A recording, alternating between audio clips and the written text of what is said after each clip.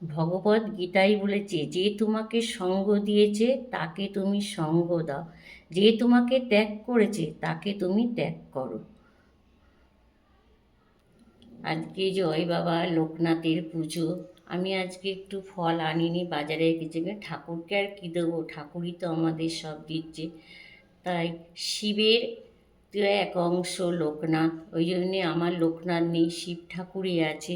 আমি ওর জন্য একটু মিশ্রি, এমনি নিত্য নতুন যা ঠাকুরকে দিই রোজের পুজো, একটু মিশ্রি আর একটু ধুনো ধরিয়েছি, কিন্তু আর ওর মধ্যে কর্পূর দিয়েছি, ঘি দিয়েছি, কেন শিব ঠাকুরের ধুনো খুব ফেভারিট আর কি, খুব ভালো।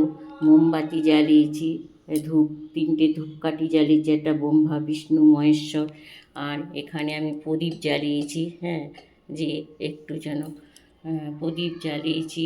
তাই বাবা লোকনাথকে বলবো, শিব ঠাকুরই তো, যে তুমি সবাইকে ভালো রাখো, সব দেশে সন্তানদের তুমি রক্ষা করো মা, সব মায়ের সন্তানদের তুমি সবাইকেই রক্ষা করো, এইটুকুই ঠাকুরকে চাবো।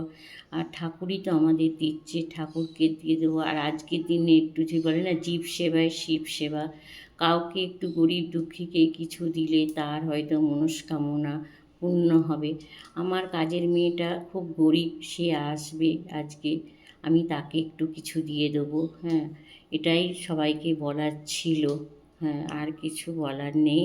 আর এটাই ঠাকুরকে ডাকবো, ঠাকুর যেন সবাইকে ভালো রাখে, রোগ ব্যাধি থেকে সবাই যেন মুক্ত পায়। এখনকারের যা হয়েছে সব ওষুধ খেতেই হয়ে যায় মানুষের, কিন্তু সবাইকে রাখবো, ভালো থেকো, সুস্থ থেকো, আমিও ভালো আছি, তোমরা সবাই ভালো থাকো। আর আমার যদি এটা ভালো লাগে তাহলে লাইক কমেন্ট শেয়ার করবে।